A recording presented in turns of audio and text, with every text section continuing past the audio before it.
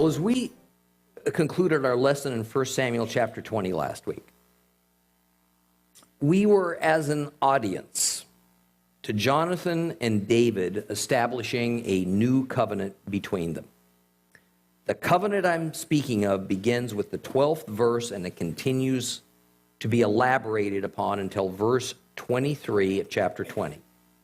And verse 12 begins, Yehonatan said to David, Adonai, the God of Israel, is witness. See, this is a familiar vow formula that accompanies a covenant in the Bible. A vow is not a covenant. A covenant is not a vow. Rather, the covenant is the promise portion of an agreement. The vow is the seal and validation of that covenant. In ancient times, this validation was to invoke the name of your God as the guarantor, with the idea that if one of the parties broke the agreement, the guarantor God would take action to punish the violator. Thus, what we read here is actually in Hebrew, Yehoveh Elohim Yisrael, Yehoveh, the God of Israel. Yehoveh is the name of the God of this covenant. So let's reread a portion of 1 Samuel chapter 20. We're going to read verses 12 through 23. If you have a complete Jewish Bible, that is page 321. 321. Starting at verse 12. Jonathan said to David, Adonai, the God of Israel, is witness. After I have sounded out my father about this time tomorrow or the third day, then if things look good for David, I'll send and let you know. But if my father intends to do you harm, may Adonai do as much and more to me if I don't let you know and send you away, so that you can go in peace. And may Adonai be with you, just as he used to be with my father. However, you are to show me Adonai's kindness not only when I'm alive, so that I do not die, but also after Adonai has eliminated every one of David's enemies from the face of the earth, you're to continue showing kindness to my family forever. Thus Jonathan made a covenant with the family of David, adding, may Adonai seek its fulfillment even through David's enemies. Jonathan had David swear it again because of the love he had for him. He loved him as he loved himself. And Jonathan said to him, tomorrow is Rosh Chodesh. You will be missed because your seat will be empty. The third day, hide yourself well in the same place as you did before. Stay by the departure stone. I'll shoot 3 arrows to one side as if I were shooting at a target. Then I'll send my boy to recover them. And if I tell the boy, they're here on this side of you, take them, then come. It means that everything is peaceful for you. As Adonai lives, it means everything is peaceful for you. As Adonai lives, there's nothing wrong. But if I tell the boy the arrows are out there beyond you, then get going, because Adonai is sending you away. As for the matter we discussed earlier, Adonai is between you and me forever. It's interesting to note that the terms of this agreement are bracketed with vow language. The opening statement is, Adonai, the God of Israel, is witness. The closing statement is, Adonai is between you and me forever. What makes this a new covenant, the only difference from the earlier one, is that it expands those who are involved. The first covenant between Jonathan and David was one of loyal friendship between them. This new one takes another step, and it extends that loyalty out to Jonathan and David's descendants, their future families. Now, I don't know for certain if it was intended as such, but I believe that this new covenant between David and Jonathan is a pattern for the new covenant that is sealed with the sacrificial blood of Yeshua. I've taught often that modern Christianity has assumed wrongly that because we have a so-called new covenant, that the earlier covenants between God and Noah, Abraham, and Moses were rendered null and void. That the concept is that a new covenant replaces an old covenant. That is far from the biblical pattern.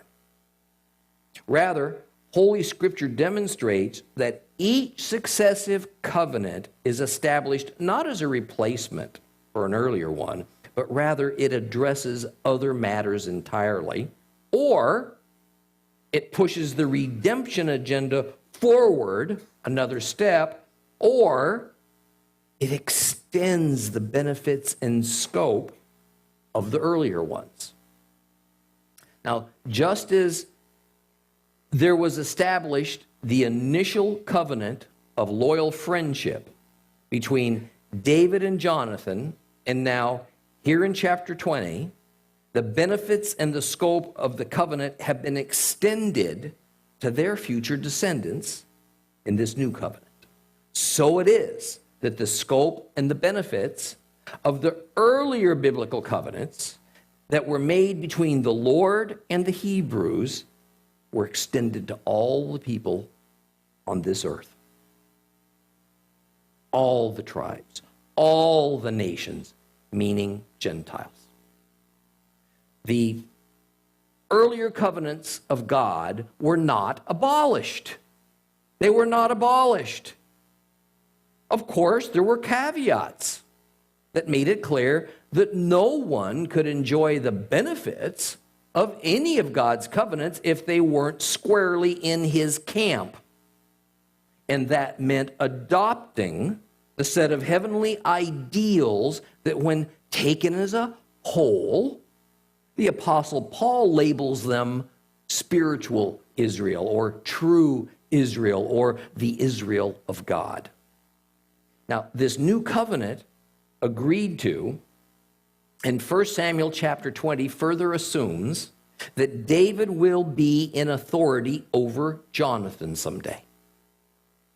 So this is where we see that the implied becomes the explicit. The shadow becomes the shape. We, as the audience listening in on this conversation, have had the benefit now for a couple of chapters of knowing that God has secretly anointed David to be the king of Israel at the same time Saul has been rejected. Now, while others who surrounded David and Saul may have had some suspicions and maybe a little speculation that something was up, in reality, only Samuel and Saul know that God has rejected Saul as king. And interestingly, no one knows that David was to be the new king, and that includes, up to this point, David himself.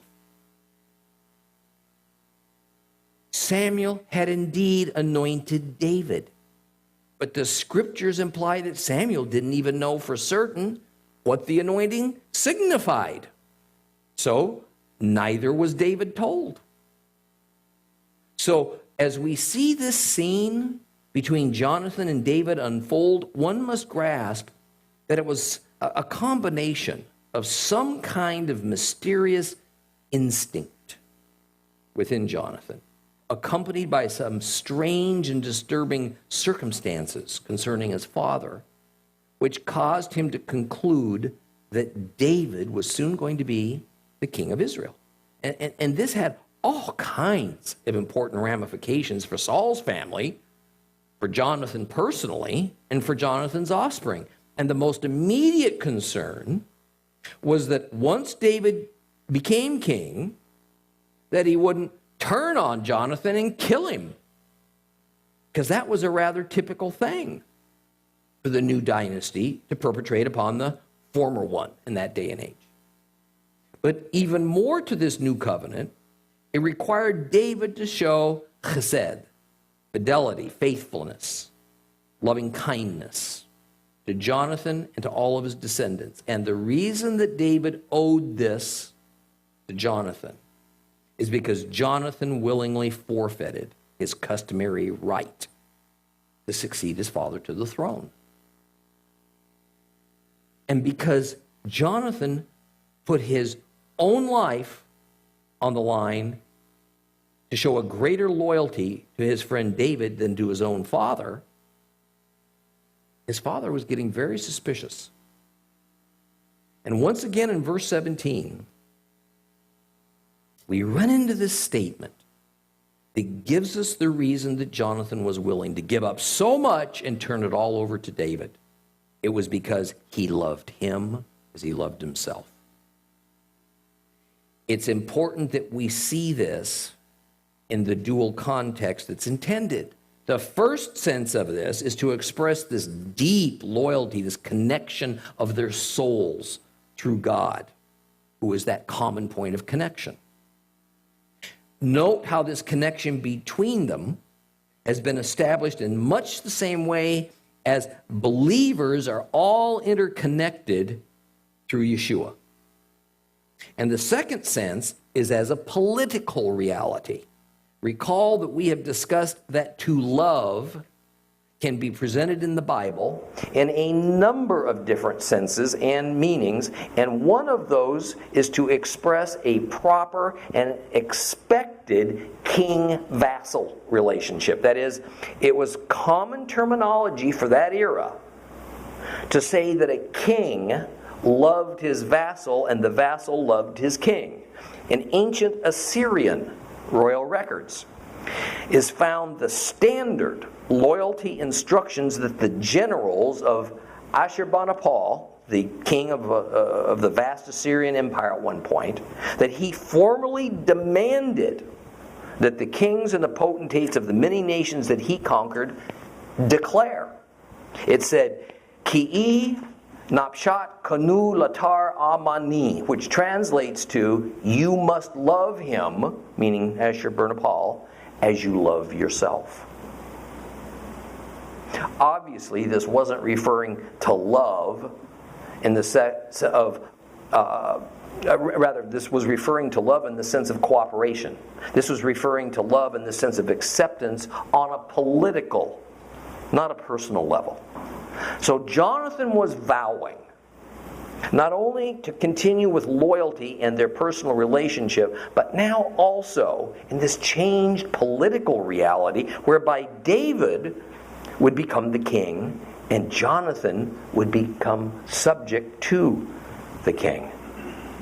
This also means that Jonathan no longer saw himself as subject to his father, because it's impossible for him, impossible for Jonathan, to serve both Saul and David. This, of course, is the playing out of a God principle that is going to be restated centuries later by Messiah. In Luke 16:13, no servant can be a slave to two masters, for he will either hate the first and love the second, or scorn the second and be loyal to the first. You can't be a slave to both God and to money. It is all the more so in a very practical sense in this case, because it's not possible for Jonathan to serve both the legitimate anointed king, David, and the rejected anti-king, Saul, of the same nation. And yet, how much do so many of us who claim loyalty to Jesus Christ attempt to do just that? We intend to pull off the impossible dichotomy. Day after day, painful reproof after painful reproof, thoroughly convinced that we can stand with one foot in the world, appeasing Satan, and the other foot in heaven, appeasing God. That we can simultaneously submit to our fleshly desires, and obey our heavenly master in some kind of rational and workable compromise. Starting in verse 18. The plan for Jonathan to discover his father's true intentions towards David and for David to be informed of them is decided upon. And David's not going to go to the Rosh Chodesh, the new moon festive meal, and sit at Saul's table, which was his custom. But Jonathan will. And while Jonathan is gathering the information, David will remain in hiding, and then on the third day of the new moon celebration, he's to then hide himself behind a mound or a stone in the countryside. And Jonathan's going to come with some arrows and a bow and a young servant boy. And Jonathan will shoot some arrows. And then he's going to send the boy after them to pick them up. And if he instructs the boy that the arrows are near to him, then this is the signal to David that he's in no danger. If Jonathan instructs the boy that the arrows are further off in the distance beyond him, then this is the signal that David is in harm's way and he needs to flee right now. Then the agreement is sealed with Jonathan's vow that Adonai is between you and me forever. It is understood that David makes himself part of this vow even though Jonathan's doing all the talking. Let's read a little bit more. Let's start at verse 25. We'll go on to the end.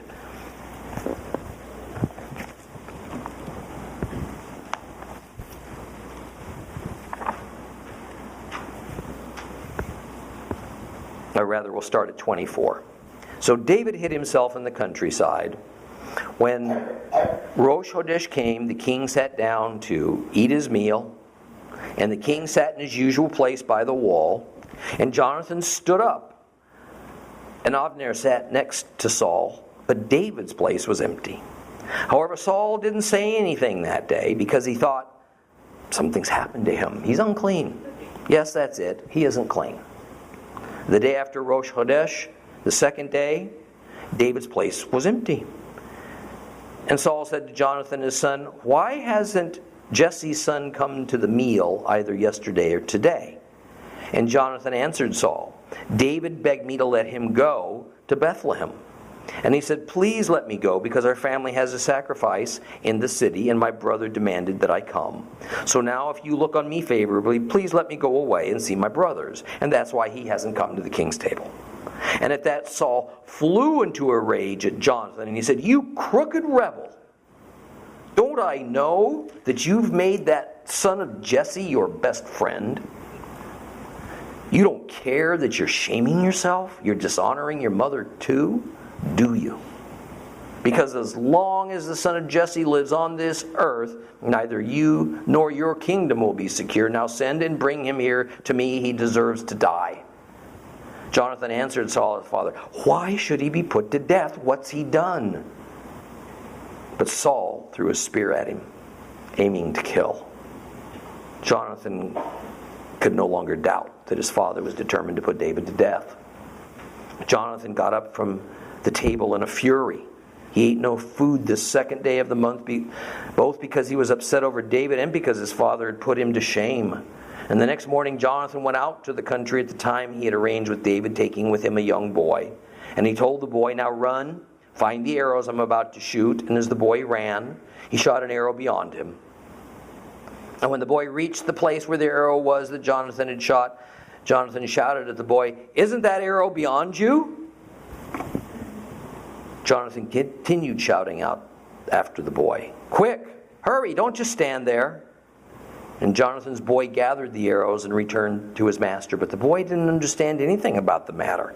Only Jonathan and David understood. And Jonathan gave his weapons to the boy and said to him, go, carry them to the city.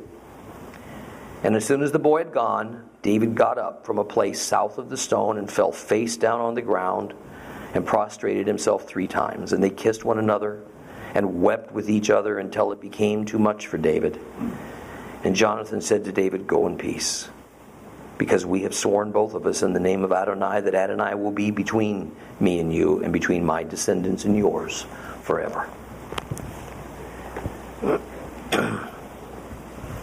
Rosh Chodesh comes a few hours later, sundown, and it's time for this festive meal to begin at Saul's table. King Saul sits in his usual place of honor, the head of the table, where his back can be against the wall. And this was customary for royalty to sit this way because his back was then protected from a sneak attack. And he could also then look out over the room and better observe everything that was going on. And Abner, Saul's supreme general, sat next to him as both a symbol of his being second in command and as indication he was Saul's private guard.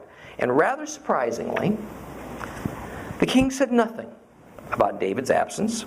Instead, we're told that in his private thoughts, Saul just kind of figured that David must have been in a ritually unclean state, tameh, and thus disqualified to eat his holy meal.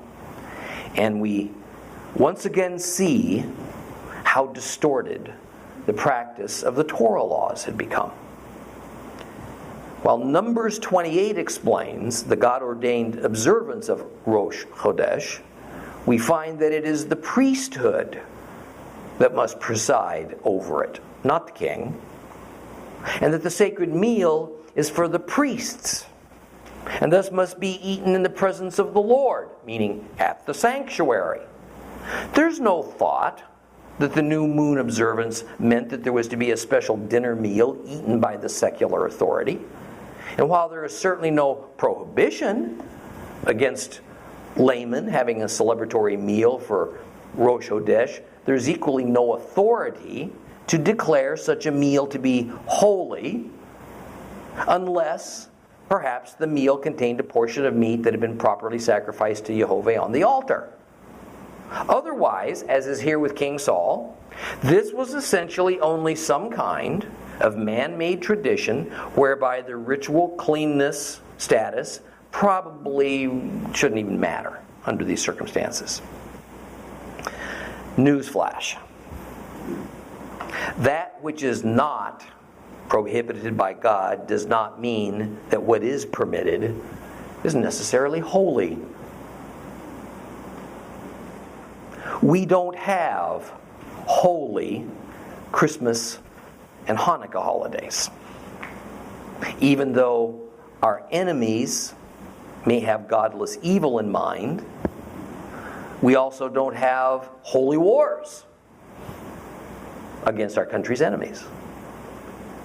If you want to know what's holy, check with God's Word. In it and it alone will we find what is and what is not holy. It's a closed case. We have no authority to add or subtract from God's list, no matter how good or pious that cause may seem to us. But that didn't stop Israel's leaders, like Saul or later Jewish or Christian leadership, from trying to establish holiness upon their own authority. The second day of Rosh Chodesh arrived. Again, a man-made observance that was assigned a holy aura. And once again, David didn't appear at King Saul's table. And this time Saul asked Jonathan, "What's going on? Why isn't David here?" And Jonathan quotes the fabrication that he and David had prepared for just this occasion. It was, remember, that David had gone home to Bethlehem for a family feast and that Jonathan had authorized this. Well, that was just too much for the king. He flew into a rage and he cursed at him.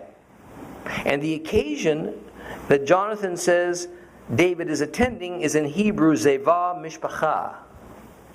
This most literally means a clan voluntary sacrifice.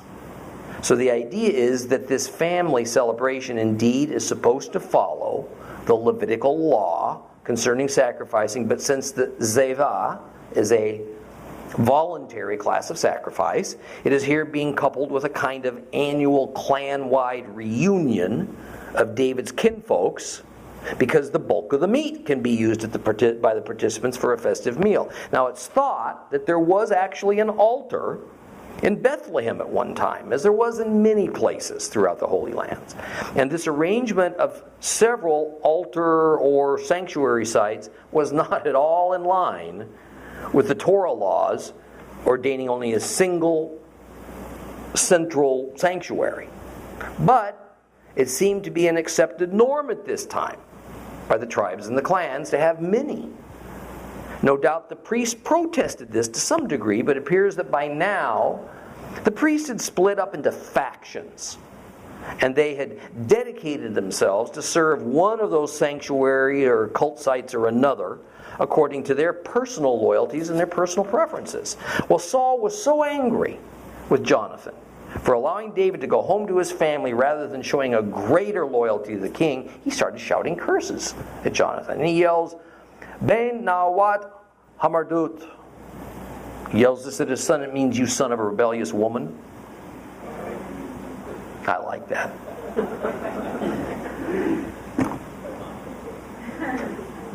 This is an insult to Jonathan. It's not a reference to his mother. It's like calling a man a dirty rat. There's no intention of blaming rats for this man's poor character. But Saul does make it a tad more personal when in verse 30 he says literally to the disgrace of your mother's nakedness. It kind of makes that try to sound a little bit nicer in our complete Jewish Bibles. But again, Saul is not insulting Jonathan's mother. A mother's nakedness is referring to her private parts.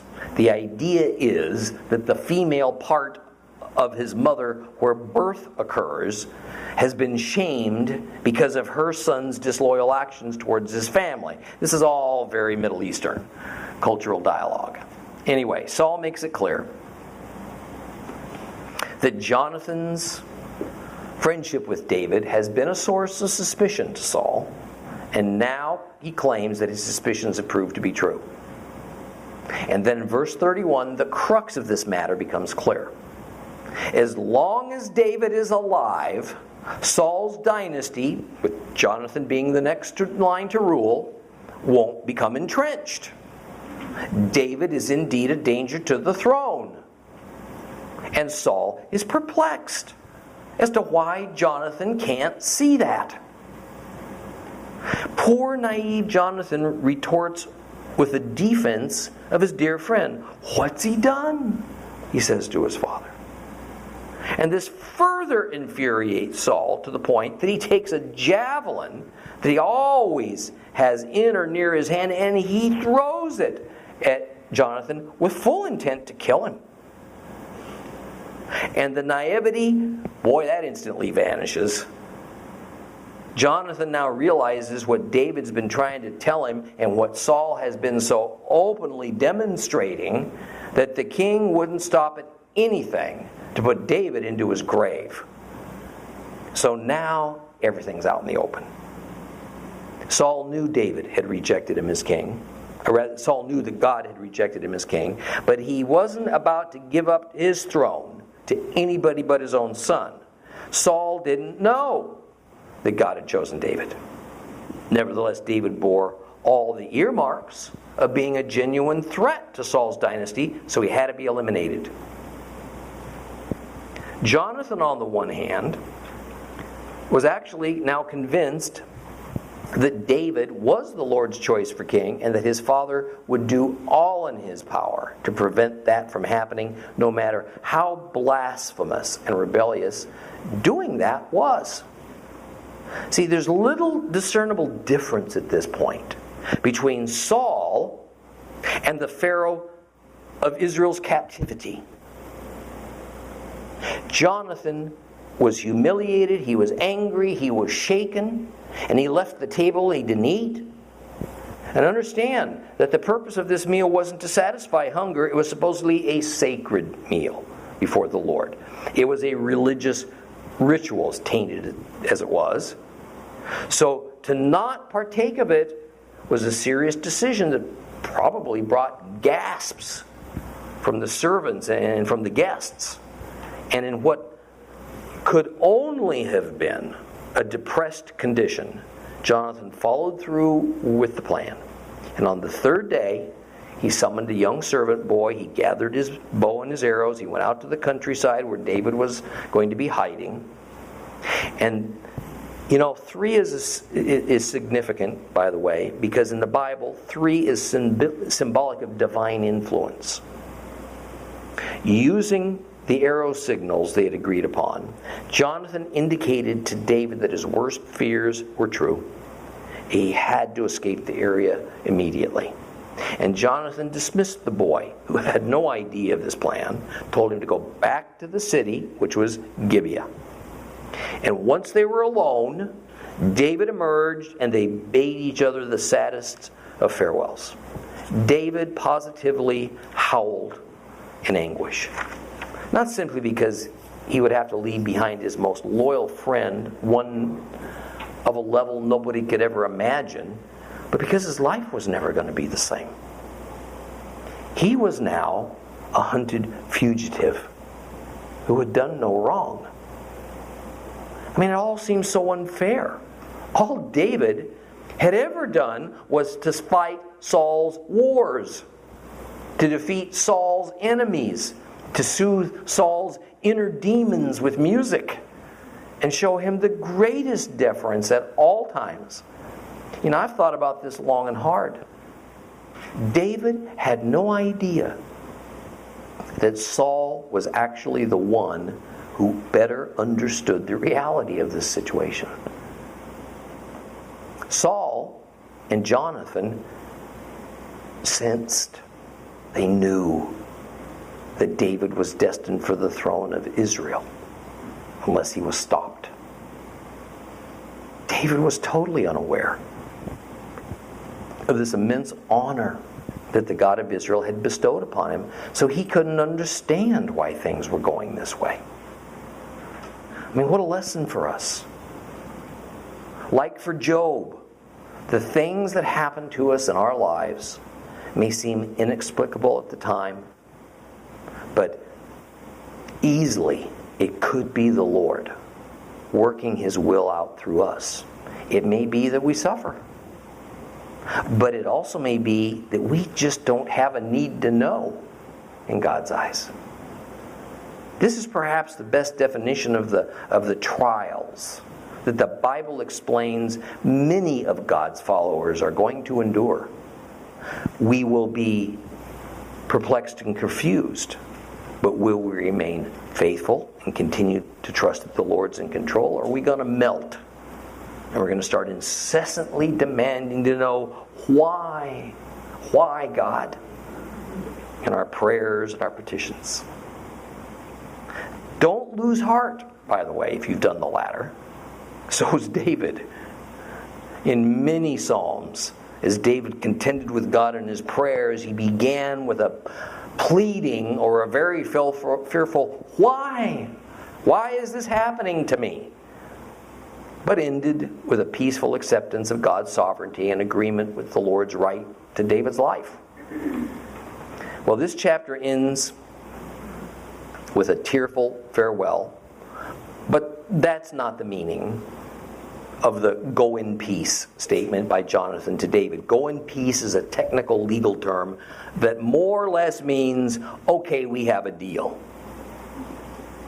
The matter's concluded, and the matter is that a new covenant's now in force. And that Jonathan kept up his end of the covenant bargain by warning David of Saul's true intentions and by giving up any right that he held to the throne. Now he reminds David that this covenant bargain is not only between the two of them, but it's between their descendants. And it was to be a forever agreement. Let's move on into chapter 21. 1 Samuel chapter 21. So David got up and left. Jonathan went back to the city. David went to see Ahimelech the Cohen in Nov. Ahimelech came trembling to meet David and asked, "Why are you alone? Why isn't anyone with you?" And David said to Ahimelech the Cohen, The king has sent me on a mission. He told me not to let anyone know its purpose or what I've been ordered to do. I've arranged a place where the guards are to meet me. Now, what do you have on hand? If you can spare 5 loaves of bread, give them to me, or whatever there is. And the priest answered David, I don't have any regular bread. However, there is consecrated bread, but only if the guards have abstained from women. And David answered the Cohen, of course women have been kept away from us, as on previous campaigns. Whenever I go out on campaigns, the men's gear is clean, even if it's an ordinary trip. How much more than today, when they will be putting something consecrated in their packs? So the priest gave him consecrated bread, because there was no bread there other than the showbread, which had been removed from before Adonai to be replaced by freshly baked bread on the day the old bread was removed. Now one of the servants of Saul, happened to be there that day, detained before Adonai. His name was Doeg the Edomite, the head of Saul's shepherds. And David said to Ahimelech, perhaps you have here with you a sword or a spear? I brought neither my sword nor any other weapon, because the king's mission was urgent. And the priest said, well, the sword of Goliath, the Philistine you killed in the Elah Valley, is over there behind the ritual vest, wrapped up in a cloth. If you want it, take it. It's the only one here. And David said, there's nothing like it. Give it to me. And the same day David took flight from Saul and went to Achish, king of Gath. And the servants of Achish said to him, isn't this David, king of the land? Weren't they dancing and singing to each other? Saul has killed his thousands, but David his tens of thousands. These remarks were not lost on David, and he became very much afraid of Achish, king of Gath. So as they were watching, he changed his behavior, and he acted like a madman when they had hold of him, scratching marks on the doors of the city gate, drooling down his beard. And Achish said to his servants, here, you see that this man is Meshuggah. Why bring him to me? Am I short of Meshuggaim? Is that why you brought this one to go crazy on me? Must I have this one in my house? The first verse of this chapter really belongs as the last verse of chapter 20. So David got up and left, and Jonathan went back to the city. And in the next 2 episodes, we're going to see a dark side emerge to David's character as he regularly employs lies and deception to escape King Saul's assassination attempts, or to more easily achieve his own purposes. Now, we're going to see in a couple of chapters that although on the one hand he seems to be cunning and careful, and the deception was not intended as evil, just as a means to avoid Saul and to save his own neck, on the other hand, his actions will prove disastrous to many innocent people, as often happen when sins are casually committed. Verse 2 has David fleeing to Nob, which is a very short distance north of Jerusalem. It's still in the territory of Benjamin. It's not far from Gibeah. And he goes to see Ahimelech the priest. And when the Bible says the priest, it's just code for the high priest. Ahimelech, meaning my brother is king, was the son of Ahituv and the great-grandson of Eli, Samuel's former mentor. He is one of at least 2 competing high priests living at this time, but unfortunately, Ahimelech was not the God-authorized line of high priests. Rather, he was from the line of Ithamar. And when David shows up alone at Nob, the alarm bells go off for Ahimelech. This is suspicious. And so the priest emerges trembling before this renowned warrior whose name the young women chanted in their songs. Why? Why would such a well-known member of the king's court travel unescorted? That'd be dangerous. Very foolhardy. Ahimelech has no idea what's just transpired between David, Saul, and Jonathan, but his instincts tell him something's not right. Ahimelech is also the brother of Ahiah, my brother is God, who is Saul's personal priest. That means David, who's always trying to think 2 steps ahead, knows he can't be sure if he can trust this high priest, Ahimelech. So he makes up a whopper of a story. Tells the high priest that King Saul has sent him on a secret mission. And in order not to arouse suspicion, the men who are with him, there's actually men who are with him, but they're hiding. See, they're hiding, and they're going to meet him shortly. So David asks for bread, which is one of the reasons he came here, 5 loaves. If he told the high priest that 5 loaves were only for himself, he would have known something was amiss. The high priest explains that, well, at the moment, the only bread available is what has just been retired from serving as the consecrated bread in the sanctuary. And the priest is speaking of the showbread. The law is that 12 loaves of specially prepared and consecrated bread are to be baked and then placed in the tabernacle before the Lord. Then every Shabbat, they're to be exchanged for fresh ones. And then the priests are allowed to eat the week-old loaves. Now this showbread was unusually large. They were loaves made from about 12 cups of flour each. Not only could no one but priests eat this week-old bread, but it had to be consumed at the sanctuary. What this tells us is that some sort of sanctuary was existing at Nob at this time. What was it? What did it look like? Nobody knows. Almost certainly it was a tent of some sort, not a permanent building. But again, the sanctuary at Nob was by no means ever referred to in the Tanakh as being the central sanctuary, the one where God puts His name. It was but one of several that had been built since the divinely authorized wilderness tabernacle at Shiloh had fallen into such disrepair that it was finally abandoned. Now, I think it's hard for us sometimes to get a mental picture of what this fact of the abandoned authorized sanctuary, this fractured priesthood, this competing high priest issue ought to mean to us, so that we have a more complete picture of Hebrew society as it existed then. The best illustration I can think of is modern day England, Great Britain.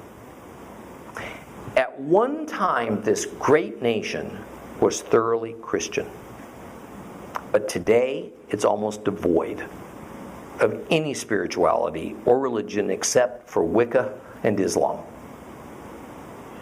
The magnificent churches, the beautiful cathedrals of England's golden era of Christianity are now defunct.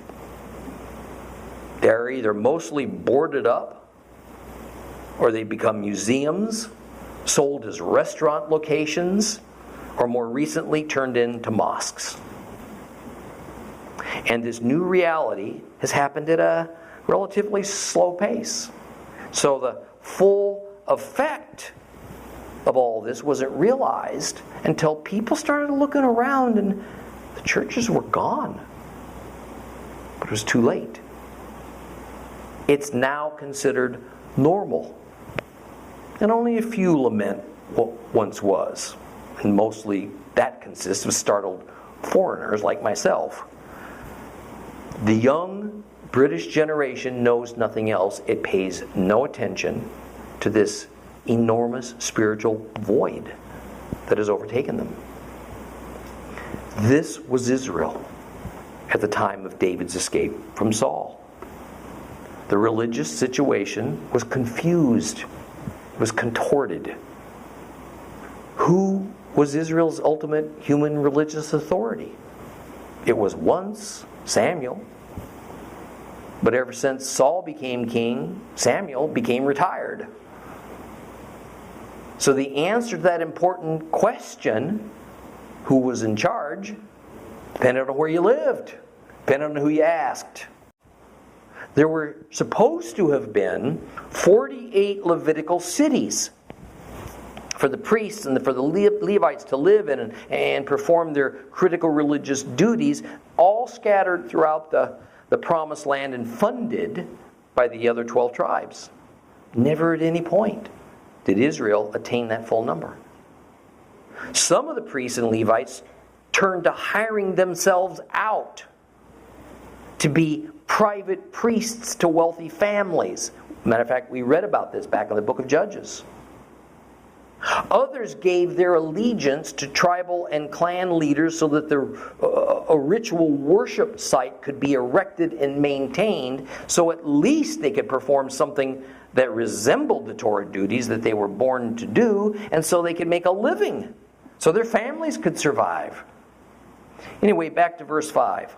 The priest, pretty intimidated, offers to give David 5 of the consecrated loaves, but only under the condition that he and his phantom men were ritually clean.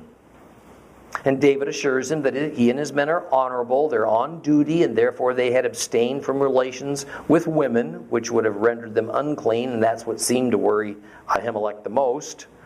And the reality is, this priest had no right to offer common men consecrated bread, Lechem Kodesh, and the common men had no right to eat of it. But the rules were so loosely applied in this era that Ahimelech didn't have any serious problem finding a way to comply with David's request. Besides, under the circumstances, one has to wonder just how holy these holy loaves actually were in God's eyes. However, to give the high priest the benefit of the doubt, the rabbis say that he employed kal vomer as the answer to the problem. Recall that kal vomer is a theological means of balancing the light versus the heavy. The principle is that there were times when the 613 laws would conflict with one another. For instance, lying is a sin. But if one must lie to save the life of an innocent person, what should we do? The example I most often give of this is of Corrie ten Boom in World War II, hiding Jews from the German authorities and lying to her government about it. The purpose was to save innocent lives, and her action was nothing short of heroic. But she broke the commandment to never lie. Also the commandment to always respect her human government. The rabbinical argument of kal vomer says that although it is indeed always a sin to lie, it's an even greater sin to help facilitate the taking of innocent life. Light versus heavy. Therefore, she made the right choice. Of course. The high priest had a hungry man in front of him who held himself up as representing the king on a crucial mission. And so compassion led him to love thy neighbor at the expense of disobeying the law on who could eat the consecrated bread. We're going to stop here. We're going to continue on with chapter 21 next time. Please stand.